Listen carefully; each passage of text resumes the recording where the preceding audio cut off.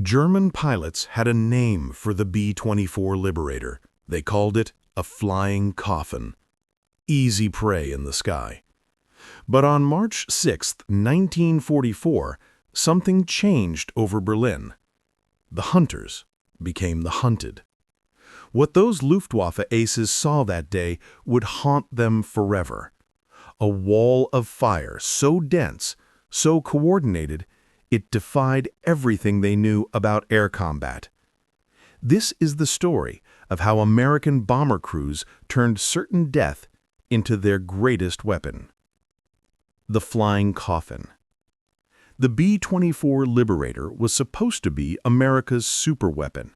It could carry more bombs than any other plane, fly farther than anything else in the sky. But the men who flew it, they knew the truth. The B-24 had a nickname among its own crews. They called it the flying coffin. And German pilots? They loved seeing them come. The fuel tanks sat right in the wings. One tracer round in the right spot, and the whole plane turned into a fireball. The aluminum skin was thin, so thin you could punch through it with your hand. Bailout? Nearly impossible. The bomb bay doors didn't open fast enough. By early 1944, the numbers told a brutal story. 1 in 4 B-24s never made it home from missions over Germany.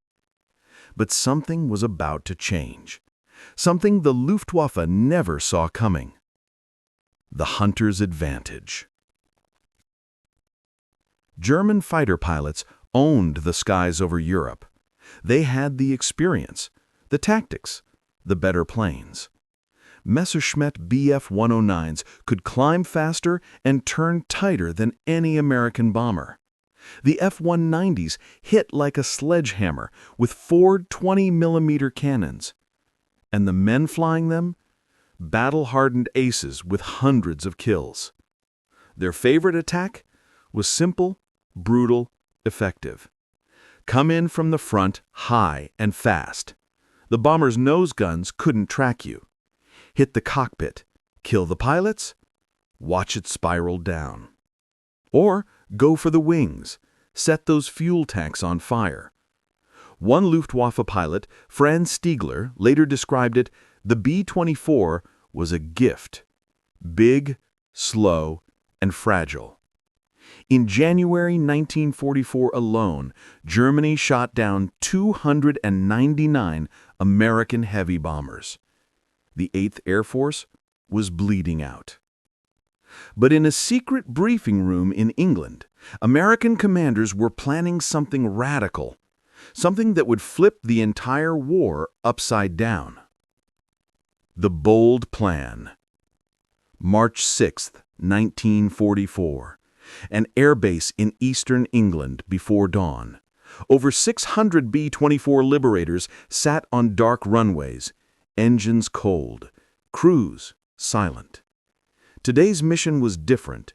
Today, they were going to Berlin, the heart of Nazi Germany, Hitler's capital. No one had ever brought this many heavy bombers there before. The briefing officer pulled back the curtain on the map. A red line stretched deep into German territory. Some crews just stared, others whispered prayers. Berlin was 600 miles into enemy territory, 600 miles of fighters, flak, and fury.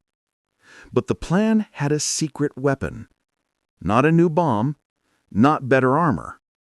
It was a formation, a specific way of flying that no one had tried before. They called it the combat box. Layers of bombers, stacked and staggered, each plane covering the others with overlapping fields of fire. On paper, it looked brilliant. In the air, against veteran German aces, that remained to be seen. The wall takes shape. At 800 hours, the first B-24 rolled down the runway. Then another, and another. The sound was deafening.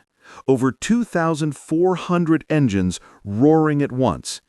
It took nearly an hour for all 600 bombers to get airborne. Then came the hard part, assembly. Each bomber had to find its group, then its squadron, then its exact position in the formation. Imagine 600 planes circling over England, trying to organize into a perfect geometrical pattern. In the air, while flying at 150 miles per hour. But slowly, impossibly, it worked. The bombers formed into boxes, 18 planes per box. The boxes stacked into groups. The groups formed a stream nearly 50 miles long. From the ground, it looked like a dark ribbon stretching across the sky.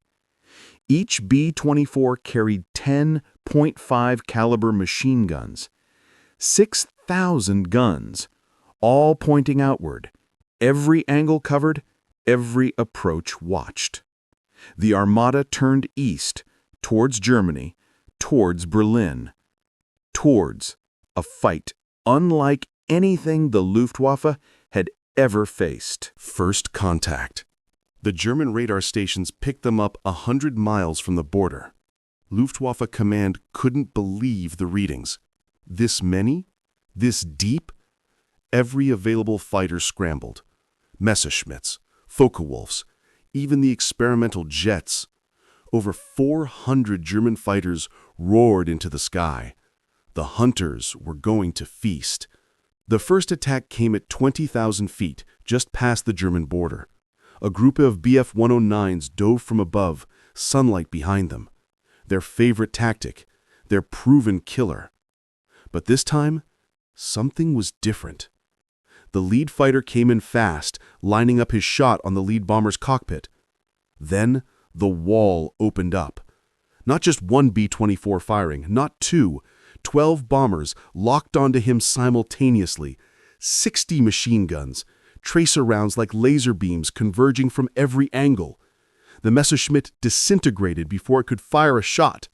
The German pilot behind him pulled up hard, too hard. His wingman nearly collided with him. Their formation scattered. For the first time, the hunters hesitated. The wall of fire. The Luftwaffe kept trying, wave after wave, but the combat box was working like a machine. German fighters couldn't find a safe angle. Come in from the front, 6 bombers tracked you. From the side, 8 more. From below, the belly gunners were waiting. It was like attacking a fortress that flew. One B-24 tail gunner later described it, the sky turned white with tracers. You couldn't see anything but fire. The sound inside the bombers was insane. 10 guns firing at once, hot brass casings flying everywhere, the smell of gunpowder so thick you could taste it. The German pilots radioed back to command, their voices confused, frustrated. "We can't get through! Too much fire! It's a wall of fire!" Some aces tried anyway, veterans with 50, 60, 100 kills. They dove through the formation. Most made it through, but their planes were shredded, engines smoking, wings punctured. The lucky ones made it back to base. The others didn't. Over Berlin. At 11:45 a.m., the formation reached Berlin. The flak batteries opened up. Black clouds exploded across the sky. But the bombers held formation, tight, disciplined. The bomb bay doors opened. Over 1,500 tons of high explosives dropped in 3 minutes. Factories, rail yards, military targets, all hit. Then came the turn for home. This was the moment the Germans had been waiting for, when formations broke apart, when bombers became vulnerable. But the B-24s didn't break. They turned together, maintained the box, kept the wall intact. The German fighters made one last desperate push. 40 Focke-Wulfs came in from the sun, all at once, maximum aggression. The wall lit up again. The sky turned white. 7 German fighters went down in the first 30 seconds. The rest peeled off. The formation flew on, steady, unstoppable. By 1400 hours, the bombers crossed back into Allied territory. The Luftwaffe stopped pursuing. For the first time in the war, they'd been beaten by bombers. just bombers. The aftermath. Of the 600 B-24s that flew to Berlin that day, 69 didn't come home. That's 690 men, dead or captured. But the German losses? Devastating. Over 80 fighters destroyed, their best pilots killed or wounded. And for what? The bombers still hit their targets. The combat box formation became standard for every mission after that. The flying coffin nickname slowly faded. German pilots stopped hunting them with the same confidence. One Luftwaffe ace, captured later in the war, was asked about that day. He was quiet for a moment. Then he said, "We called them easy targets, coffins. But over Berlin, we learned something. American bombers don't fight like bombers. They fight like battleships, floating fortresses that spit fire." The B-24 Liberator flew over 200,000 combat missions in World War II. It dropped more bombs than any other American aircraft. And after March 6, 1944, the Luftwaffe never looked at them the same way again. The B-24 Liberator earned its place in history over the skies of Berlin. What started as a flying coffin became a symbol of American air power. German pilots who once hunted B-24 bombers with confidence learned a hard lesson that March day. The Berlin bombing mission of 1944 changed everything. Yes, World War II B-24 bomber losses were devastating. The vulnerabilities in the European theater were real. German fighter attacks were brutal. Anti-aircraft fire was relentless. But the men who flew those Berlin bombing raids, they adapted, they innovated. The B-24 bomber flew combat missions over Germany for 3 more years. Each time, that wall of fire grew stronger.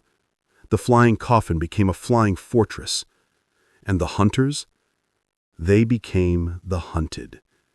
If you found this story incredible, hit that like button. Subscribe for more untold stories from World War II. Because history isn't just about the battles we remember. It's about the moments that changed everything.